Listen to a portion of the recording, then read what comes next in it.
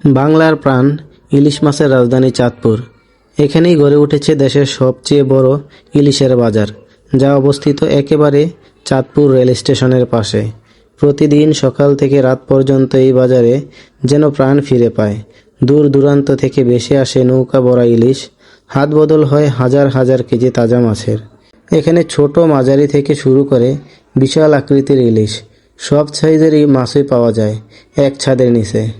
আর সবচেয়ে আশ্চর্যের ব্যাপার, এখানকার বেশিরভাগ ইলিশে আসে পদ্মা নদীর টাক থেকে, যার স্বাদ আর গ্রানে যেন মিশে আছে প্রকৃত পদ্মার ছোঁয়া। বাজারে ঢুকলেই কোনো বরে দেখা যায় ডাকাডাকির শব্দে, চোখে পড়ে রূপালী ঝিলিক।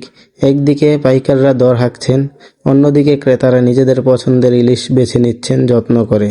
প্রতিদিন এখান থেকে দেশের বিভিন্ন প্রান্তে, এমনকি দেশের বাইরেও রপ্তানি হয় হাজার হাজার ইলিশ। চাঁদপুরের এই ইলিশ আজ বাংলাদেশকে করেছে সারা বিশ্বের গর্বিত।